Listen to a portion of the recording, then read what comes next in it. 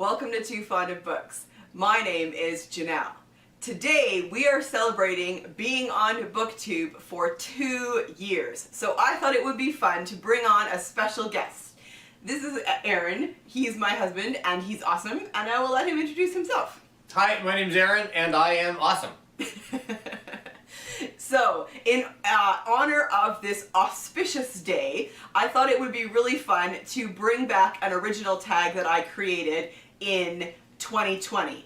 February 15th, it marks 2 years of being here on Booktube, and I think it was April, maybe, or May, Aaron and I thought it would be fun to create a tag for Booktube, and so we came up with the Buried Treasure tag, which was really fun. We really enjoyed coming up with the questions for it and creating the tag. But I was so new on Booktube that, you know, not a huge amount of people did it. People have done it, and I was very impressed. So if you have done the tag, thank you, that was awesome. So we thought it would be fun to come back on and do it again. I'm going to do it again with different questions, and Aaron, since it's his first time, he will have original answers to these questions. So this tag is all about the books on our shelves that are well loved, but maybe not talked about a huge amount. So you are going to get a twofer in this video since both of us are answering these questions, and I will let Aaron go first. Alright, so question 1 of the Buried Treasure tag is a book that has been on your shelf a long time, but you have never talked about it on your channel. Well, that is every book that I own, because I don't have a channel, and so I don't talk about my books very often, but I have lots of books. And so I'm going to just not really answer that question in a more specific way than that vague answer. All right, my answer for that question is The Late Mrs. Fonzel by Velda Johnston. This is a novel of suspense from the 70s. I'm sure that's not a shocker from that cover. Let's double check here. Yes, this is 1972. I actually have 4 books by Velda Johnston. I just picked them up at a book sale because they looked good. I kind of like that 50s, 60s, 70s romantic suspense type of mystery. And this one is about Irene Haverly, who grew up on Long Island Village, and she would have been appalled if she had known that someday she would have to live in the tragedy-haunted Fonzel house. But now she was caught in a trap, a cruel one for a respectable girl of the 1870s. With no husband and no proof that she ever had one, she found she was to have a child.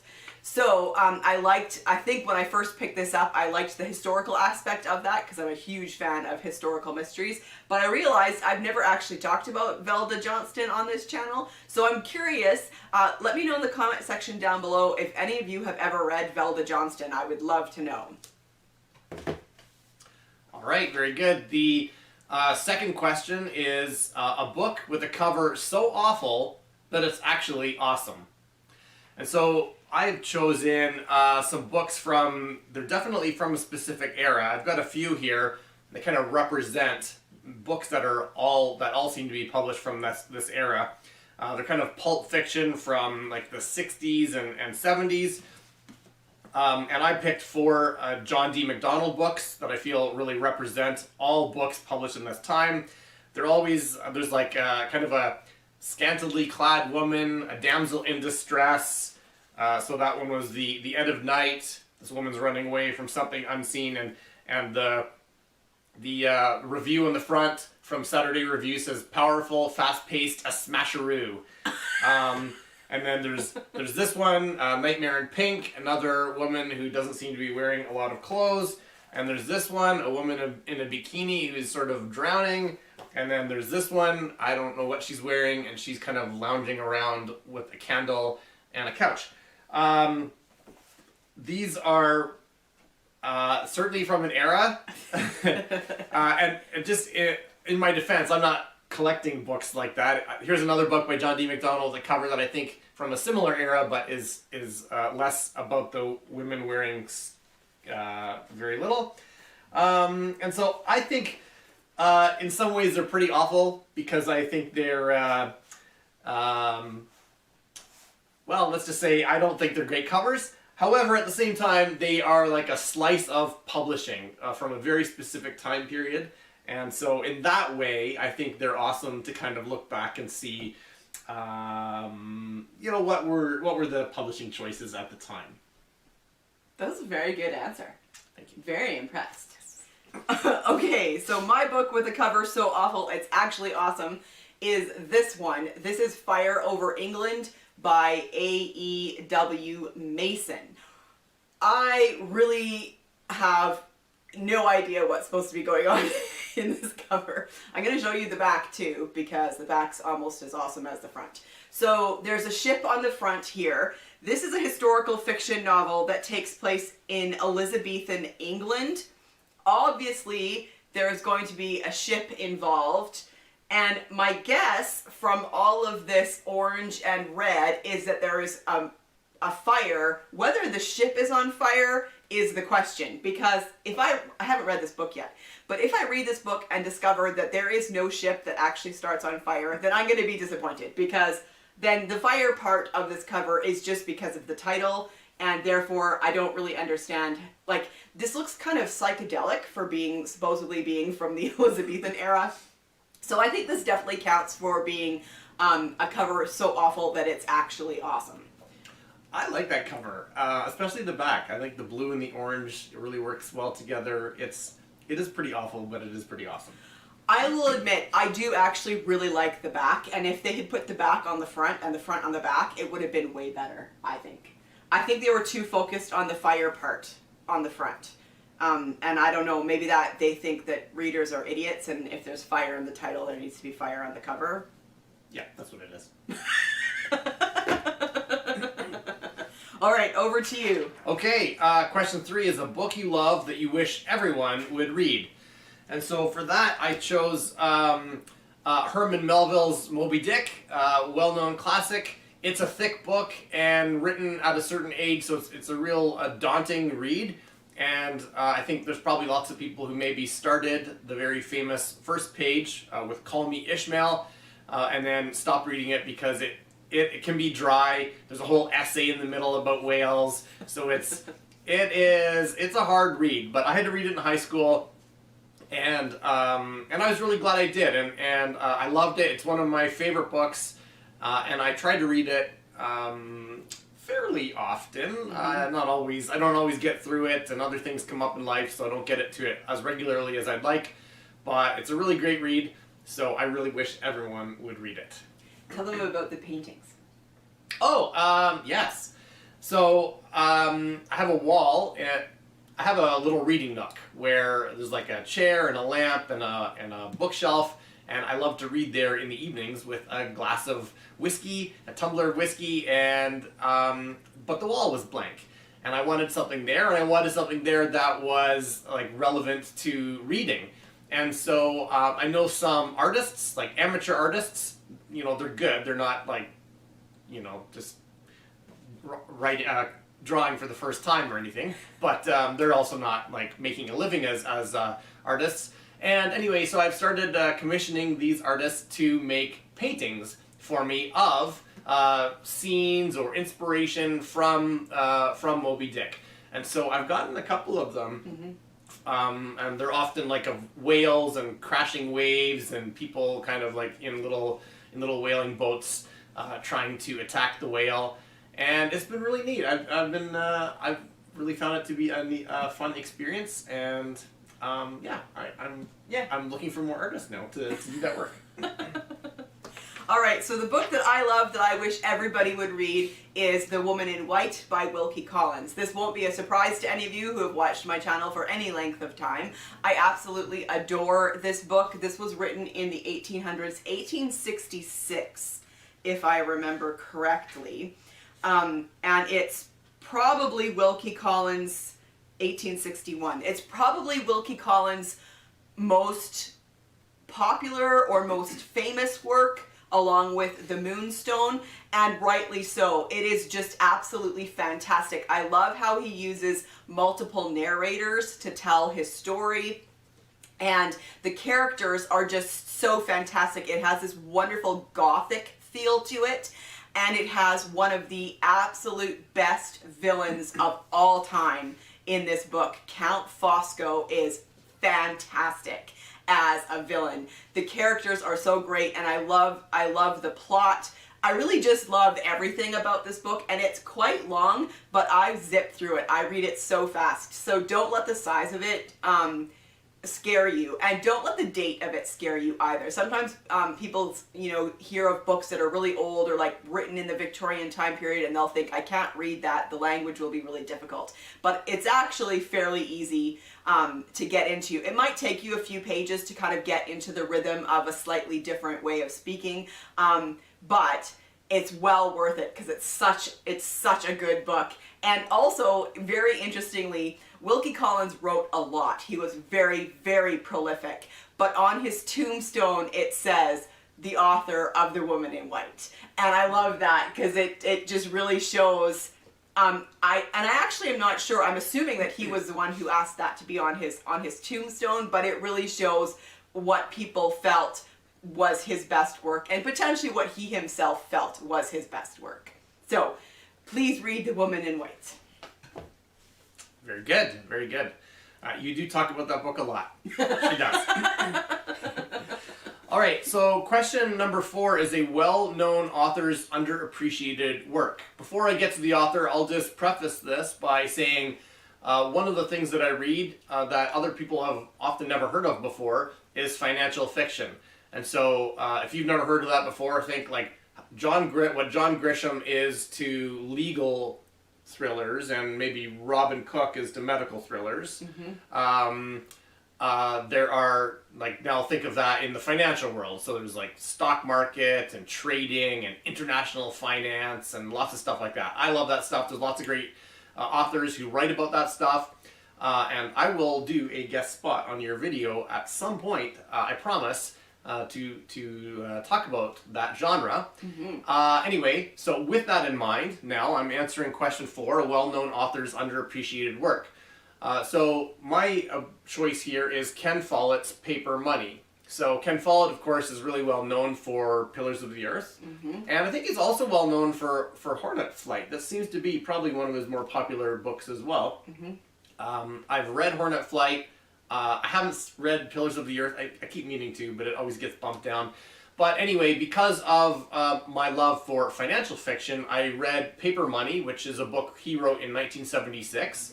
And no one really talks about it very much. And even he says that it is the best of his unsuccessful books. So in this edition that I have, he admits that it was not a financial success. And he even, in the preface here, he points out a number of flaws in the book that he would have done differently if he'd written it now. So it was kind of neat, actually, to get his perspective on it. But he sees it himself as his as underappreciated work. And I think it's a great book, especially if you love financial fiction. That would be my answer for this question.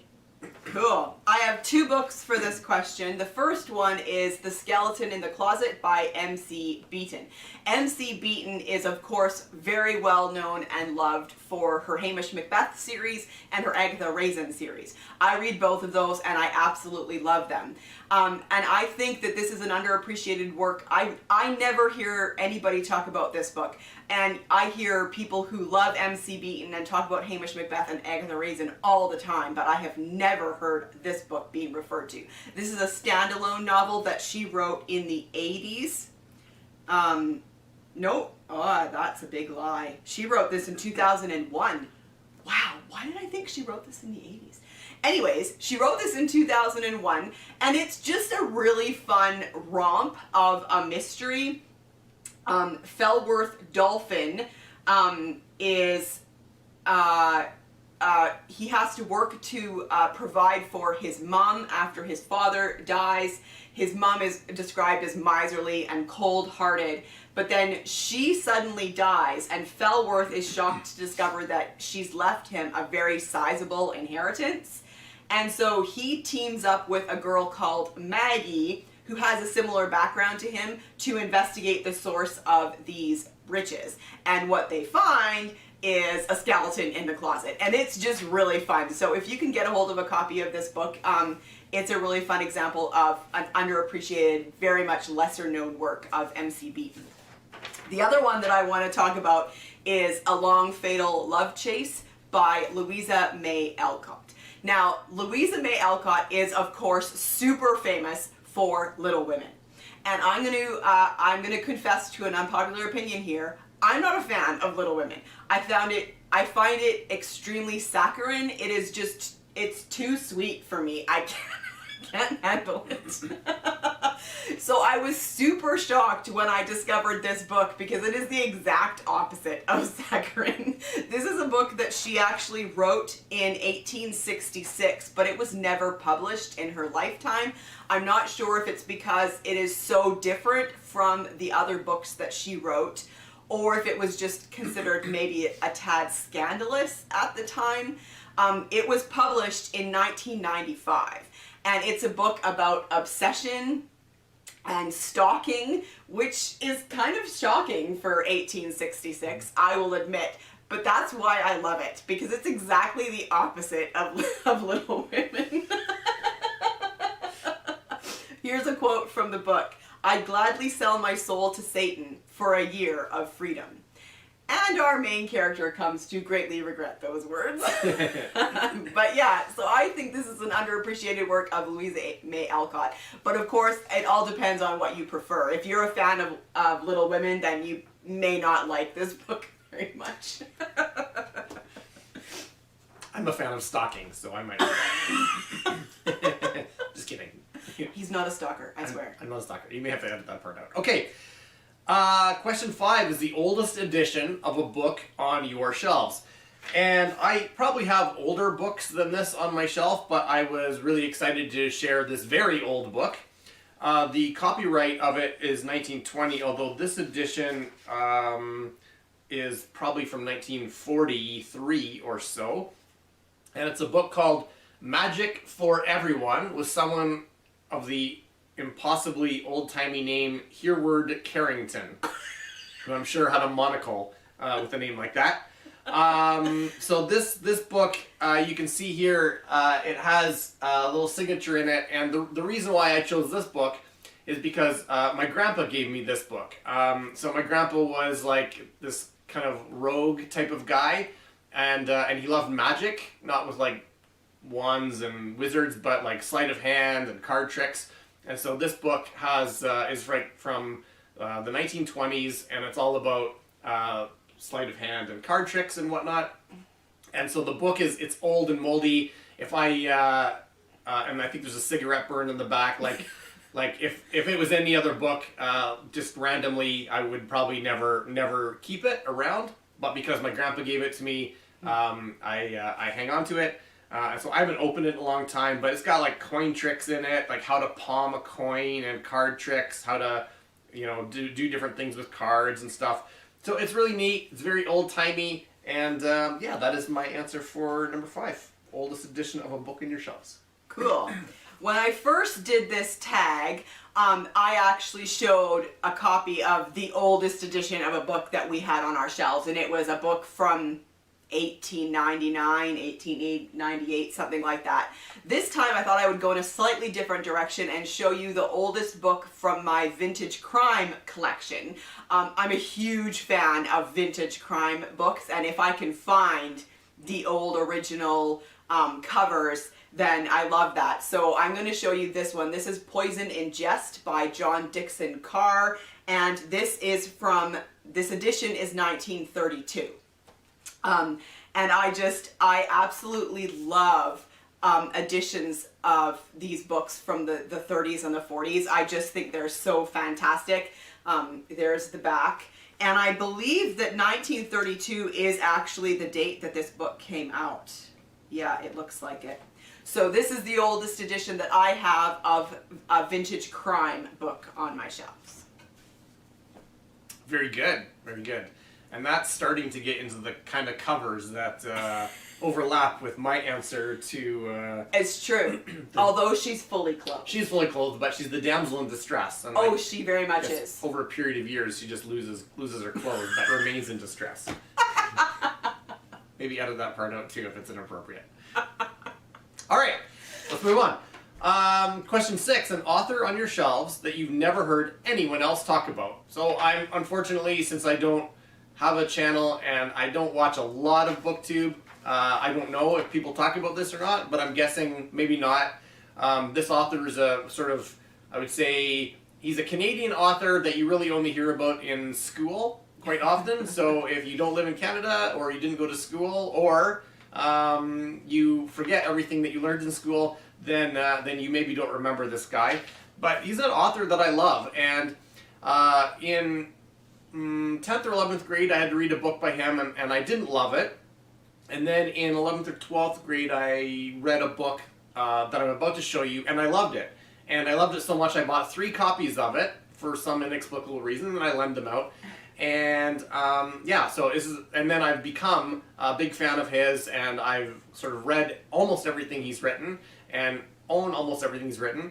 His name is Robertson Davies, and if that name rings a bell, maybe you read Fifth Business in high school. Oh, I was going to remember the other one that that he wrote that you probably read, people read in high school. But anyway, Fifth Business is his most famous book. So Robertson Davies, just to tell you about him, he was called Canada's Man of Letters, and he looked like Santa Claus. And he was like a newspaper editor for many years in Ontario, in a town very close to where I grew up. So there was that kind of local connection as well. And if you aren't sure what he's like, or like whether you'd like to read him, I would say that if you like John Irving, who wrote like A Prayer for Owen Meany, Son of a Circus. What was the other really famous one he wrote? Hotel. Oh yeah, Hotel New Hampshire, or A World According to Garp. So that John Irving, Prayer for Owen Meany was my favorite of John Irving's books. Robertson Davies is like the original Canadian John Irving, and in fact, John Irving does often reference Robertson Davies as inspiration and influence. So if you're a fan of John Irving, then you might find Robertson Davies a compelling read, and his book Fifth Business is his most famous. It's basically about a guy who grows up in a small town in Ontario, and he goes away to World War I or II, I can't remember, and then he comes back and makes a life for himself as a professor, and then he watches a friend of his become very successful in life, and then there's a circus, there's saints and hagiography in here. He gets into a fight with a bearded woman in the circus. Like it's John Irving weird. I will say it's John Irving weird. So if you like John Irving, hopefully I gave you a little taste of the weirdness of Robertson Davies, and I hope you enjoy this book. I love it, and it was a book I tried to read pretty regularly. It's definitely like this one, Moby Dick, and another one I'm going to show you in a few minutes are my top 3 favorite books. So so if you like anything about me, then read this book because I love this book. All right, so the author that I have never heard anyone else talk about is a Victorian author, and I actually have 3 of his books, but I can't find the 3rd one that I read during Victober. I put it away somewhere and I can't find it.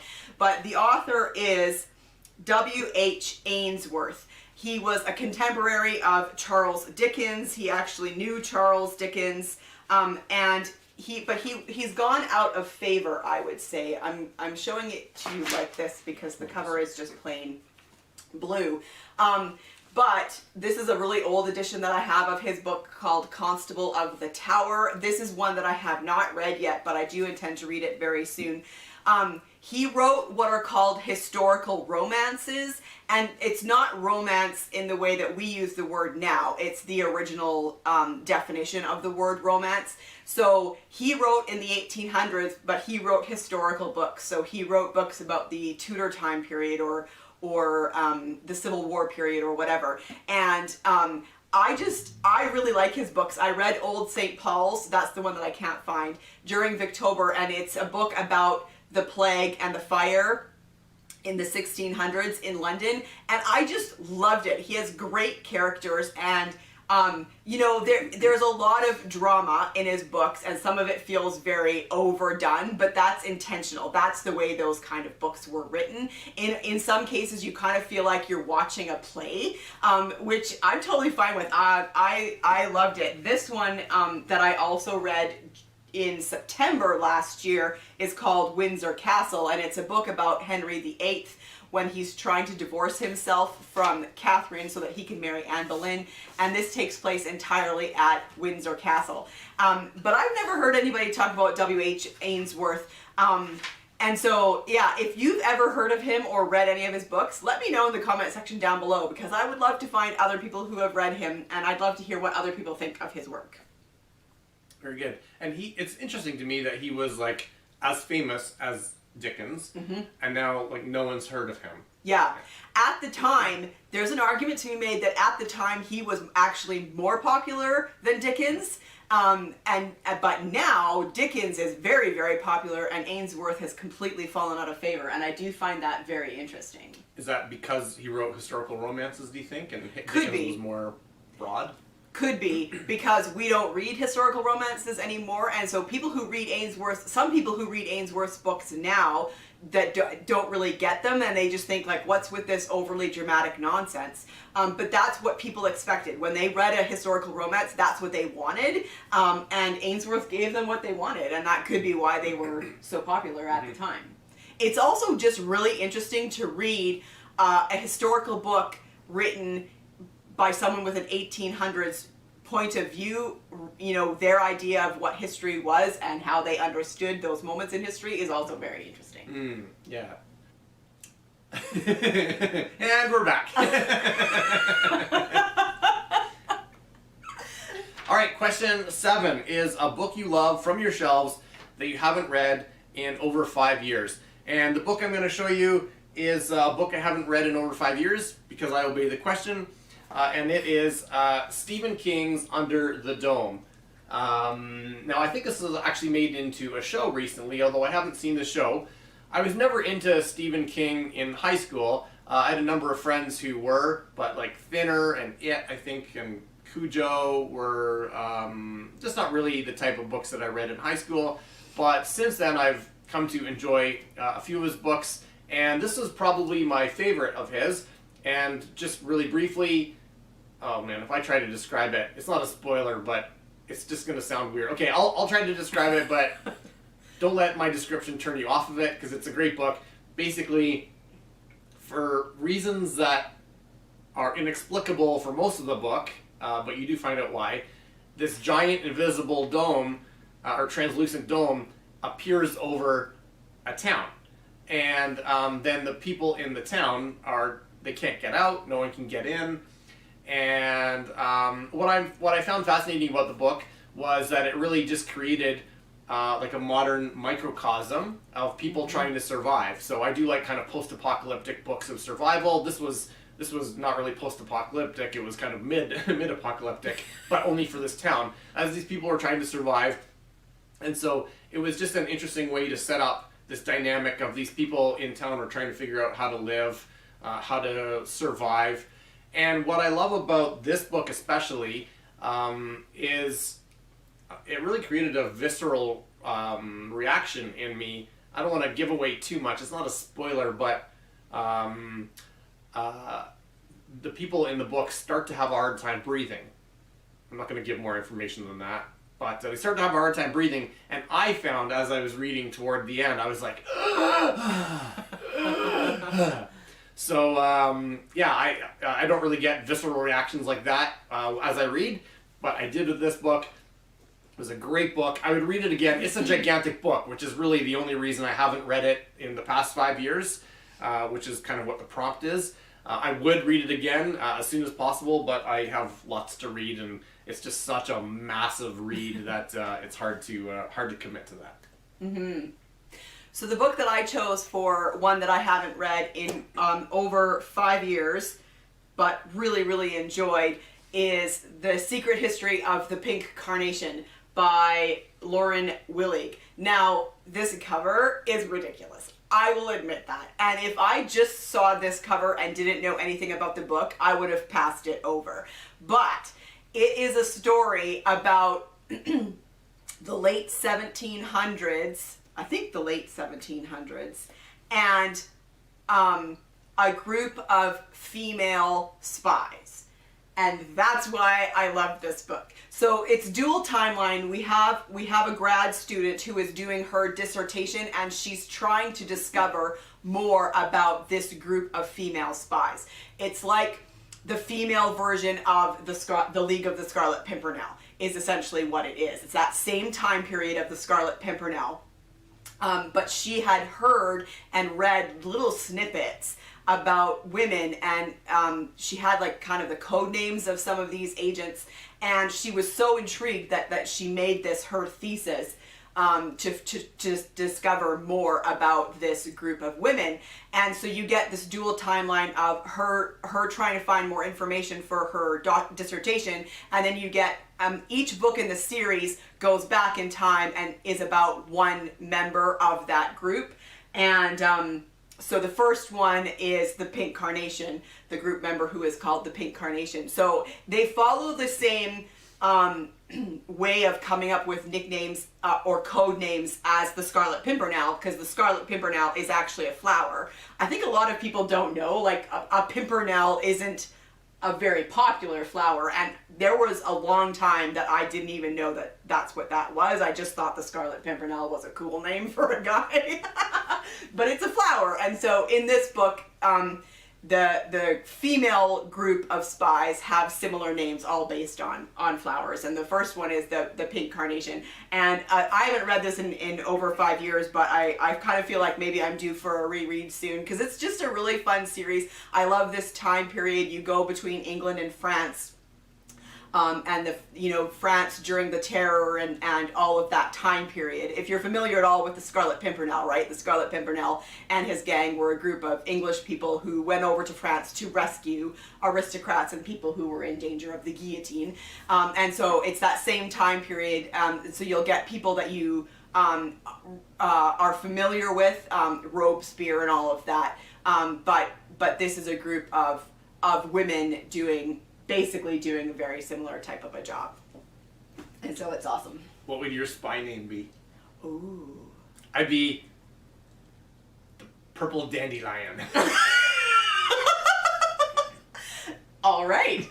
Okay. I think I would go with, I love Gerbera daisies, so although I don't know if the Gerbera is a great name for a spy. What's some other what's the word that I'm looking for? Other words for the color red? Scarlet, maroon, magenta, rouge. More purple. It's a spectrum. There's a spectrum. I don't know. How about my name would be the Rusty Gerbera. Rusty Gerbera and the Purple Dandelion. We ride again. All right, we're gonna get the stupid people to rescue. Like we have to, like the losers. No one can trust us with those names. Okay. Question 8 is a book you remember reading in your childhood. Well, I read a lot when I was a child, and I could have chosen Choose Your Own Adventures, which I read a lot of, but of course I don't own any of those. Gordon Corman I was a big fan of, but those are great. Of course I don't own any of those. Hardy Boys, I don't have any of those. Here's a fun fact about me. I could never get into the Narnia series. It was just never a thing for me. I tried reading it, but I was not into it at all. But I did love Lord of the Rings. So I read those, and I thought about picking those. But then I stumbled across this book, which was kind of hidden in our shelves. And it is a book of nonsense verse called A Great Big Ugly Man Came Up and Tied His Horse to Me. And you can see how old the book is. It's been kind of amateurly taped here. And so it's just full of just silly poems, and the drawings in them are hilarious. And so, I can't remember some of these. These are great. So this one says, sorry, I'm going to cover your face here. Can you still see that if I Oh, I'm trying not to cover your face. Oh, well. No, cover my face. Okay. The Slither-Gadee has crawled out of the sea. He may catch all the others, but he won't catch me. No, you won't catch me, old Slither-Gadee. You may catch all the others, but you won't. All right. So anyway, it's just full of like silly pictures and silly like poems that are really short. It's fun, and I loved it as a kid. What time period is this, do you think? Oh, it's even got your name in it. It does have my name twice, actually. No one, I didn't want anyone to get this. No. 1973. Nope. 1960. And oh no, that's... It was written by written by Shel Silverstein, some of these, and what did Shel Silverstein wrote? The Giving Tree, maybe? Is that what he's famous for? Oh he or yeah, she? I can't remember. This is... it's got the illustration copyright for this is 1973, so I'm not entirely sure. Yeah. But yeah. Yeah. Anyway, it's just fun and funny and silly, and I loved it when I was a kid, and I forgot all about it. And it really, like, the pictures help make it interesting. Like, if you just saw it was just like words, it wouldn't be quite as much, but the pictures really add a quality to it that are interesting. So the book that I have that is a favorite from my childhood, like Aaron, I was a huge reader, and I don't have a ton of the books anymore that I read as a child, but I do have this one, Anne of Green Gables by L.M. Montgomery. I first read this when I was probably 11 or 12, and I just fell in love with Anne Shirley. I totally related to her because when the book opens, she's about 11 or 12. She's a Canadian girl. She has red hair and freckles. Like, there was just so much that I related to her about. I'm not an orphan, so I couldn't relate entirely with her. But her imagination, her creativity, her temper, I'll confess, I had a bit of a temper maybe. But I just completely related with Anne Shirley, and I love this book so much. I thought it was hilarious. It had great characters.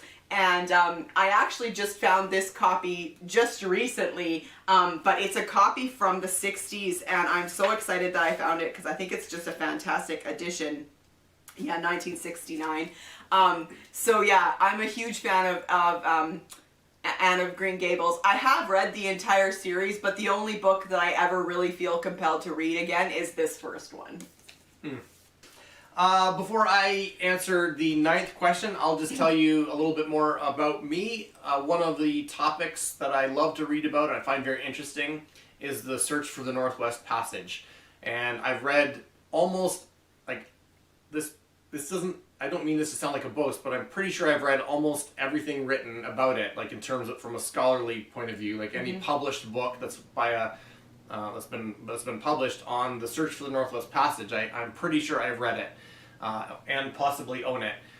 So the search for the Northwest Passage, for those of you who might be an international audience, basically just over Canada is like the Arctic Ocean, and during the Age of Sail in the 1800s, Europe would send explorers trying to find a passage over North America to get to the Orient and to India. And they thought there was a clear passage of ocean, what they called the Northwest Passage, to get them to Asia and the Pacific countries. But of course, during that time, they were sending like these big wooden ships that were powered by sail, and they would only have a very, very short window of time before the ice would lock up the whole area. And so it took them a long time to discover the Northwest Passage. And among the most famous of explorers was the Franklin expedition, which was maybe 1840s, I believe. I could be plus or minus a decade or two on that. But anyway, the Franklin expedition was very famous because it sailed in search of the Northwest Passage. They got blocked up in the ice for several years. Like, it was extremely cold, and like the ice didn't even thaw in the summer. And to the point where after about 3 years or so, they decided there's only a few people still left alive, and they decided to abandon ship They were two ships, and they abandoned the ships, and they decided just to walk in hopes of finding civilization somewhere. And we only have clues of them. It became this historical mystery, and they only have clues of what happened to these people. And there is hints of cannibalism, and people, they couldn't find the ships for a long time. They actually just found them a couple of years ago, but they didn't know where the ships were. But we had like little bits of like buttons and cups and knives and bones from their both their excursion and then their attempts to try to survive. Anyway, so all of that is the background. I'm really interested in the Northwest Passage in general, but then specifically in the Franklin expedition. And I've read as much as I can about it. And so question 9 is a book you love from a genre you don't read from. And so the book I chose here is called The Terror by Dan Simmons. And the reason why I chose this is because I don't read a lot of horror stories. Like, I don't want to give too much away here as a spoiler, but I will. This is a half spoiler to say that this is a horror story. And so what Dan Simmons did is he took the true historical clues of the real mystery of the Franklin expedition, because the people just disappeared and no one knows what happened to them. And we've only found those trinkets. He took those real historical clues and created a horror story about it.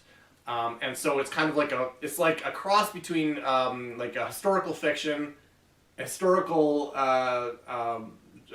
true story, and this horror story. And so I don't read a lot of horror. I don't read a lot of historical fiction, but and so that's why this book fits in that prompt. This is a really amazing book. I enjoyed it. They just recently made a show of it. I think the first season was called The Terror on Amazon Prime, I believe, and it was good. The one with Kieran Hines? Yeah, that's right. It was great actors in that, and it was good. I wouldn't say it was somewhat faithful to the book, but of course they had to tell the story quickly, and they made some cuts and snips. But it was pretty good. It was pretty good. But I loved the book, and so this is, I mentioned earlier, I have 3 favorite books. It's like Moby Dick, Robertson Davies' Fifth Business, and this book are my top 3 favorite books, and I read them as often as I can.